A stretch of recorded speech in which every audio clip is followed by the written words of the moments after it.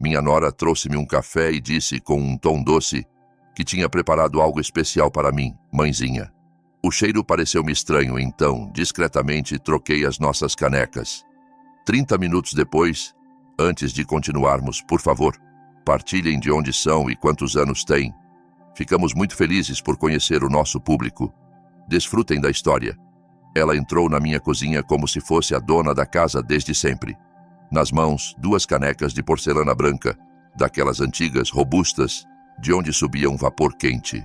O rosto dela brilhava, com um sorriso de orelha a orelha, como se, em vez de café, trouxesse um troféu. Dona Maria José, disse ela com aquela voz arrastada, melíflua, como um xarope demasiado doce. Hoje fiz um café especial, bem ao seu gosto. Ana Sofia, minha nora, esposa do meu filho Miguel, aquele por quem há anos abandonei o meu emprego para ajudar quando ele passava por dificuldades. Casaram-se há apenas 3 meses, depois de 6 meses de namoro. Tudo aconteceu rápido, demasiado rápido. Conheceram-se, apaixonaram-se, casaram-se. E agora, todos os domingos, estão na minha casa, para comerem panquecas, arroz de pato, ou apenas para um chá. E eu, como uma mãe de serviço, recebo, cozinho, sorrio. Mas, lá no fundo, sempre senti uma ponta de falsidade. Ana Sofia parecia tirada de um manual. Sorriso forçado, fala impecável, olhar que parecia estudar cada movimento. Não que fosse má, não. Nunca foi grosseira. Mas tudo nela era como uma peça de teatro, cuidadosamente encenada, com pausas calculadas. Já vi muitas mulheres assim, nos tribunais, na cadeira dos réus, à mesa de interrogatórios. E hoje, aquele café especial. Peguei na caneca que ela me entregou. Era pesada, de porcelana antiga, sem desenhos, daquelas que guardei do meu divórcio, simples, brancas, iguais. Aproximei-a do nariz e logo senti algo estranho. O cheiro não era ruim, mas errado, afiado, químico, como se viesse de um laboratório, não de uma cafeteira. Que cheiro interessante, comentei, cautelosa, pousando a caneca na mesa. São especiarias, algo exótico, respondeu ela, sentando-se à minha frente. Uma mistura oriental que encontrei na internet. Sorriu, acariciando a caneca, mas os olhos eram frios, inexpressivos, de uma calma quase assustadora. De repente, levantou-se para buscar natas no frigorífico. Costas direitas, passos confiantes, movimentos de quem tenta parecer descontraído, mas com um esforço evidente. Nessas horas, o meu instinto de procuradora, forjado em 30 anos de trabalho, desperta. Não era emoção, mas uma certeza clara. Algo estava errado. Não hesitei. Enquanto ela estava de costas, troquei as canecas, silenciosamente, rápido, sem olhar demais. Obrigada por escolheres canecas iguais, pensei. Facilitaste-me a vida. Não era uma operação policial, mas o meu faro, apurado por décadas na procuradoria, não falhava. Ela voltou, sentou-se sem notar a troca. Pegou na caneca, agora a minha, e com o mesmo sorriso disse: vamos lá, beba enquanto está quente. Assenti, fingindo tomar um gole, mas apenas toquei a borda com os lábios, sem engolir. Fiquei a ouvi-la falar sobre o tempo, o trabalho do Miguel, um projeto que poderia levá-lo a uma promoção. Estou tão orgulhosa dele, dizia, e a senhora, que mãe incrível, criou um homem assim. Mas eu não olhava para ela, observava o rosto dela quando deu o primeiro gole. No início, nada. Mas, de repente, uma ruga quase imperceptível no nariz, os lábios contraídos, como se tivesse provado algo metálico. Pousou a caneca um pouco mais longe. Não disse nada sobre o sabor. E isso foi o mais intrigante. 20 minutos depois, começou a tossir. Primeiro baixo, depois mais forte, até virar um ataque de tosse rouca, com falta de ar, o rosto vermelho. Agarrou-se à beira da mesa, os olhos arregalados em pânico. Pânico genuíno, sem máscara, sem encenação. Miguel! Gritei para a sala. Vem cá, ela não está a respirar.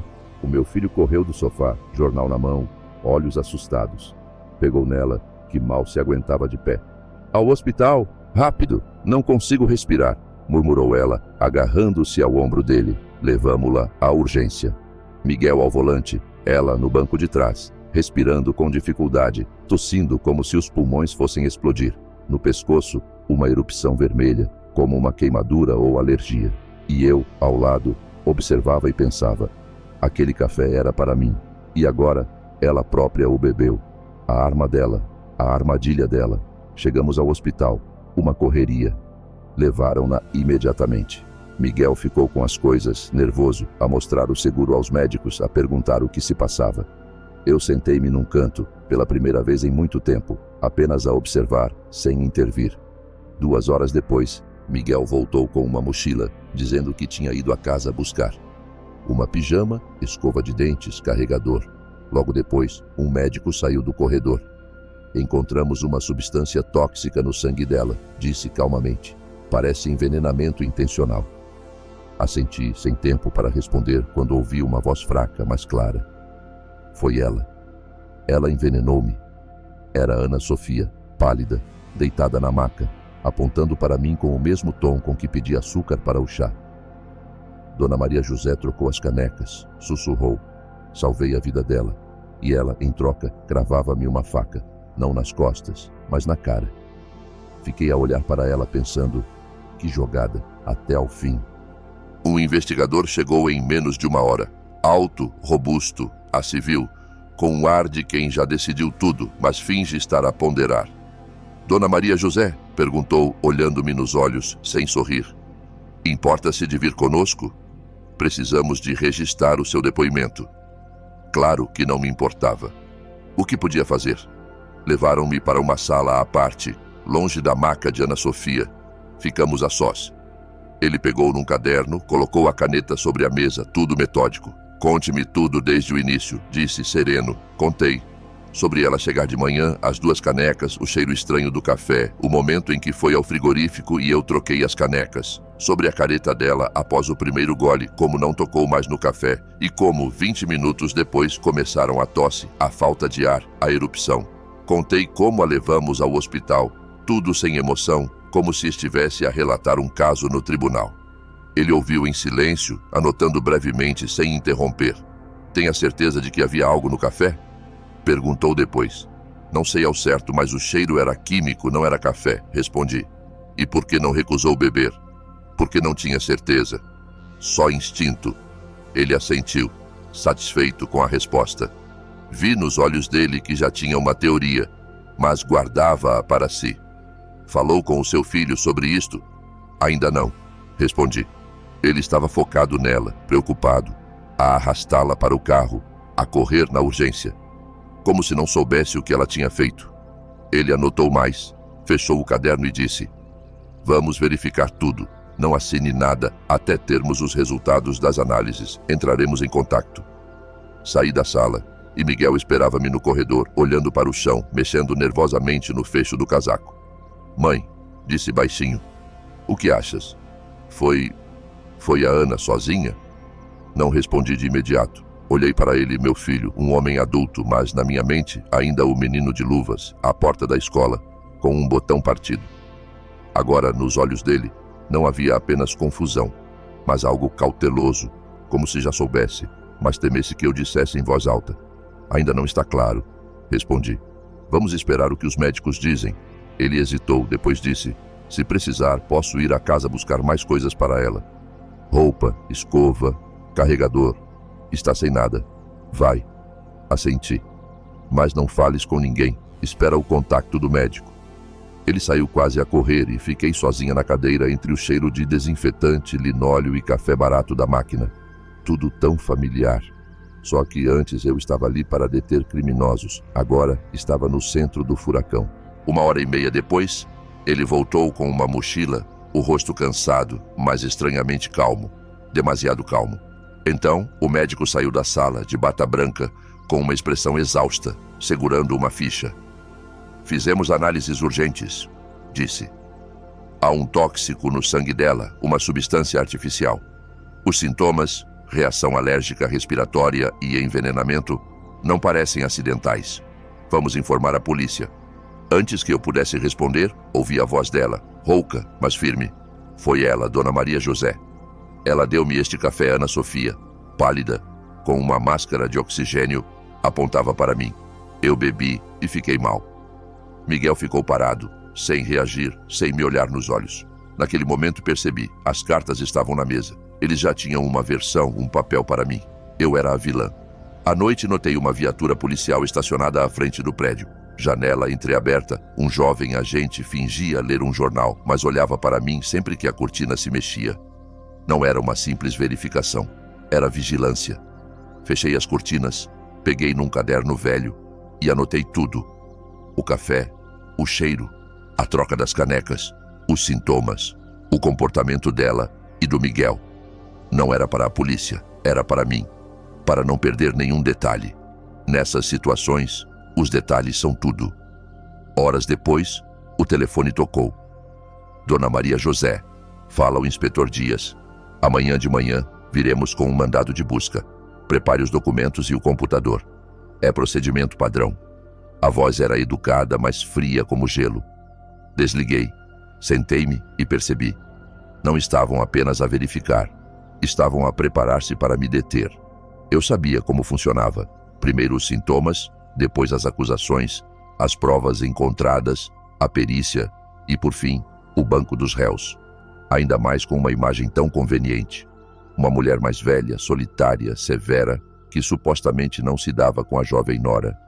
E tudo isso com um envenenamento real que, ironicamente, eu evitei. Reli as minhas notas, percorri a casa, tudo no lugar. A farmacinha, os documentos. Mas quem garantia que não tinham estado ali? Então, uma ideia simples e aterradora. Miguel. Ele foi à casa enquanto Ana Sofia estava no hospital. Ninguém mais tinha acesso. Ele tem a chave. Sabe onde tudo está? Meu filho. Sentei-me, recordando o rosto dele, a mochila, a calma forçada. Depois lembrei-me da câmara à porta. Instalei-a há pouco, depois de um assalto no prédio vizinho. Simples, com uma aplicação, grava quem entra e sai. Abri a gravação daquele dia, o coração batia forte. Na imagem, Miguel chega, estaciona, sai do carro com uma mochila, abre a porta com a chave, entra. 1h30 depois, sai, mas não pela entrada principal, pela porta dos fundos no quintal. Ele mentiu, murmurei. Disse que foi à casa dele, mas esteve aqui, exatamente quando poderiam ter colocado um frasco de veneno na minha farmacinha ou uma nota com a minha letra. Tudo encaixava, perfeitamente. Ele estava envolvido, ou pelo menos sabia. Liguei para o único número em que confiava. Senhor Antônio, sou eu. Preciso de falar consigo urgentemente. Ele não fez perguntas, apenas disse: vem. Agora peguei os documentos, algum dinheiro, um cartão SIM antigo. Vesti um casaco com capuz, apaguei as luzes e saí pela porta dos fundos. A viatura policial ainda estava à frente. Caminhei pelos quintais, evitando as ruas, até a estação. Apanhei um autocarro, depois um comboio, outro comboio e, por fim, um autocarro até a vila onde Antônio vivia. Ele esperava-me à porta. Olhou-me em silêncio. Não fui eu, disse na entrada, mas eles querem que seja. Ele assentiu, deixou-me entrar, deu-me uma manta, chá e silêncio. Só depois de contar tudo, incluindo o vídeo do Miguel, ele falou: Maria, isto já não é só uma suspeita. Tens prova de que ele mentiu à polícia e a ti, e esteve na tua casa no momento certo para plantar provas. Assenti. Não havia lágrimas, apenas um peso no peito. Temos de investigar, disse ele, saber por quê e com quem ele está. Com ela, suspirei, e ela não é só uma nora. Tudo nela é encenado, e agora tenho a certeza.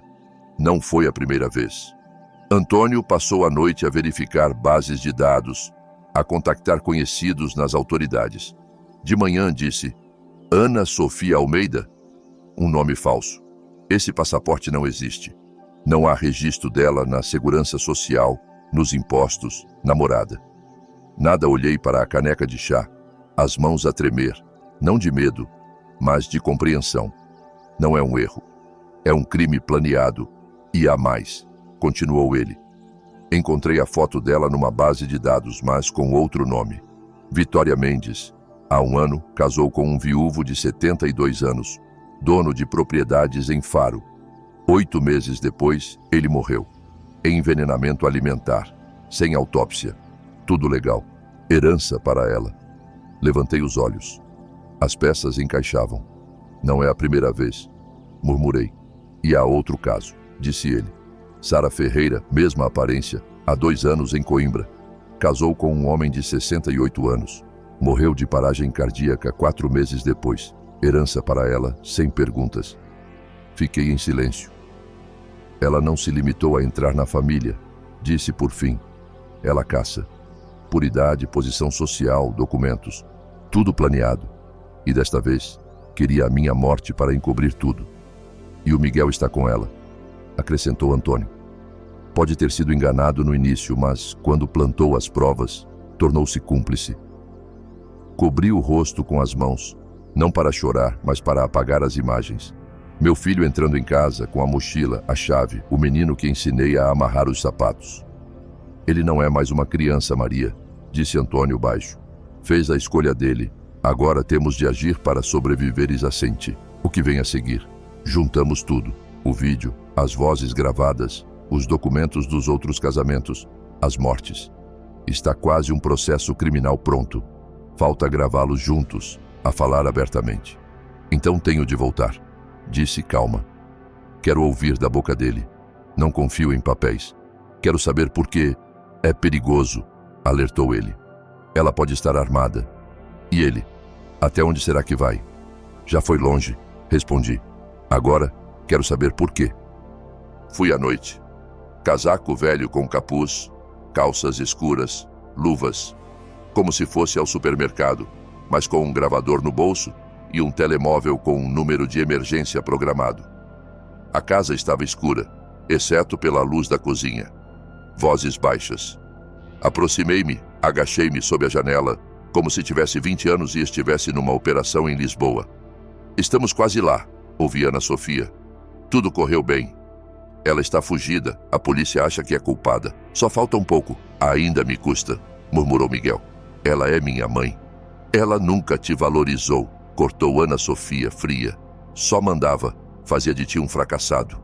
Comigo és um homem, eu sei, respondeu ele hesitante. Mas é tudo tão rápido. E o dinheiro? 7 milhões. Uma nova vida. Liguei o gravador, apontei a câmera para a fresta da janela. Tudo claro. Vozes, rostos. Então, Ana Sofia virou-se. Viu um movimento. Os olhos dela fecharam-se como uma lâmina. Miguel, disse seca. Ela está aqui. E correu. Saltei da janela, mergulhei na sombra. A porta bateu. Ouvi um clique. Uma arma. Dona Maria complicou tudo, disse ela. Podia ter sido tão simples. Miguel! Gritou de novo. Ela ouviu tudo. Agora tem de ser diferente. Fiquei parada atrás do barracão, o coração a mil. Sabia que se me encontrassem, ela não hesitaria.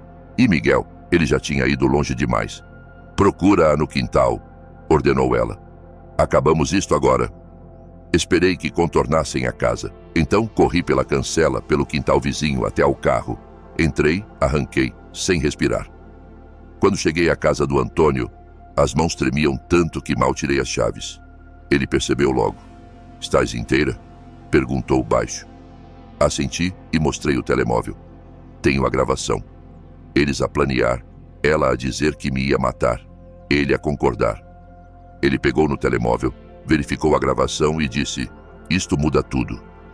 Sentamo-nos na cozinha, sem falar dos sentimentos. Apenas factos, provas, lógica. No dia seguinte fomos à polícia. Antônio contactou o capitão Duarte, que nos recebeu sem demoras. Entreguei o vídeo, a gravação, os documentos sobre os outros casamentos. Não te vão deter, disse Antônio. Tens as provas, tu descobriste o esquema, escapaste de um assassinato. O capitão Duarte ouviu, viu o vídeo, sério. Isto é grave, disse. Ela é reincidente, e o seu filho, ele próprio se tramou. Chamou outro agente, e o processo mudou em 1 hora. Novas provas, nova acusação, mandados urgentes. Vamos aos endereços, disse. Um para o seu filho, outro para ela. A senhora é agora vítima e testemunha. Ninguém a suspeita. Ficamos à espera. 2 horas depois, um telefonema. Miguel detido. Ana Sofia desaparecida. Fugiu, murmurei. Como sempre. Tem um plano B, documentos novos, dinheiro. Agora ela é uma criminosa procurada, disse Duarte, não uma vítima. Interrogaram Miguel durante um dia. Não estive lá, não quis vê-lo. Disseram-me que primeiro negou tudo, depois culpou-a. Disse que Ana Sofia o manipulou, que estava apaixonado, cego, que não sabia como sair. Sobre mim, silêncio. Acabou por confessar. Plantou as provas, mentiu, sabia do passado dela, mas não da gravidade. Uma semana depois, encontraram Ana Sofia num motel a 300 quilômetros. Bebia chá no bar, como se nada fosse. Tinha documentos falsos, dinheiro, uma peruca nova e, no telemóvel, um novo alvo. Um viúvo de 67 anos, de Viseu, já com encontro marcado. Quando a trouxeram, passou por mim sem expressão, como se eu fosse um inconveniente. Miguel, no isolamento, aceitou um acordo. Confissão total por 20 anos, em vez de prisão perpétua. Saí para a rua, respirei fundo. Livre. Não era mais suspeita, fugitiva, ou mãe de um traidor. Era uma mulher que sobreviveu. O julgamento foi rápido. Fui a principal testemunha. A procuradora, uma jovem de voz clara, disse: "Será difícil, mas a senhora é a vítima." "Eu aguento", respondi. "Não é a minha primeira vez num tribunal. Só que, agora, estou do outro lado." No julgamento, todos olharam para mim. Caminhei firme, como a Maria José de sempre. Ana Sofia, com cabelo arranjado e vestido discreto, parecia uma professora, sem remorsos. Miguel, na cela, estava vazio, sem alma. O juiz leu as acusações, as provas, as gravações. Quando a procuradora descreveu a tentativa de envenenamento, o silêncio no tribunal era sepulcral. A acusada preparou o café, entregou-o à vítima, mas, sem saber da troca, bebeu-o ela mesma, disse. Mostraram a gravação. 7 milhões. Uma nova vida. Ela tem de desaparecer, Ana Sofia negou tudo. É mentira. Fui incriminada. O Miguel quis livrar-se da mãe e arrastou-me. Miguel, gaguejando, admitiu. Ela convenceu-me que a mãe nos queria separar. Fui fraco. O julgamento durou dias. Cada regresso à casa era um peso. No 5º dia, o veredicto: Ana Sofia, prisão perpétua. Miguel, 20 anos. Quando os levaram, ela olhou para ele e disse, fria: "Achaste mesmo que era amor?" Ele calou-se. Eu fiquei. E naquele momento, libertei-me. Com Antônio, sentei-me numa praça uma noite. Ele ofereceu-me chá de um termo. "Venceste, Maria?" "Não", respondi. "Sobrevivi. E a vitória? Seria se nada disto tivesse acontecido." Ele assentiu. "Mas sabes, tenho orgulho de ti." Poucos aguentariam sorrir, sem exageros, como depois de um longo dia de chuva, quando o sol finalmente aparece. Um mês depois, tudo acalmou. A casa era minha de novo, sem câmaras, sem polícias. Caminhava descalça, punha a chaleira, ligava o rádio. Liberdade, mas vazia. Entrava no quarto do Miguel e hesitava. Deitar fora as fotos? A caneca dele? A nota de adolescente mãe: "Não te esqueças do leite", que guardava como relíquia. Não perdoei, mas também não joguei fora. Ainda não podia decidir. Ana Sofia, na prisão, mantém-se em silêncio como se tudo fizesse parte do plano. Miguel escreve às vezes 3 cartas. Uma confusa, outra com pedidos. A terceira, "Perdoa-me se puderes." Li, sem lágrimas, sem raiva, e não respondi. O perdão não vem por encomenda. Fui ao mercado pela primeira vez em semanas. A vendedora reconheceu-me, baixou os olhos. "Força, dona Maria José." "Nunca caí", respondi. Comprei batatas, maçãs, ovos. Sentei-me num banco, ao sol, sem medo, sem olhares. Só o vento e uma paz nova. Antônio convidou-me para a sua casa de campo, para respirar, amarrar os tomateiros. O telhado precisa de arranjo, fui. O chalé cheirava a madeira, a simplicidade. Sentei-me e, sem aviso, chorei. Silenciosamente. "Desculpa-me", disse, "por não ter visto, por ter criado assim, por ter confiado." Ele serviu-me chá, ficou ao lado, sem palavras. No dia seguinte, mostrou-me a estufa. "Os tomates vão ser bons", disse. Peguei no regador e ali, entre as hortas, senti algo novo. "Agora tens liberdade", disse ele, "não é perda. É um começo." Não respondi, mas olhei para o céu. Pela primeira vez acreditei que ainda tinha uma vida. 6 meses depois, o verão foi quente, mas suave. Passei quase todo o tempo na casa de campo. O rádio na cozinha, o cheiro a tomate e manjericão, o chá no alpendre. Colegas visitavam, falávamos de trivialidades, não de casos, e eu gostava, sem intrigas, sem ameaças.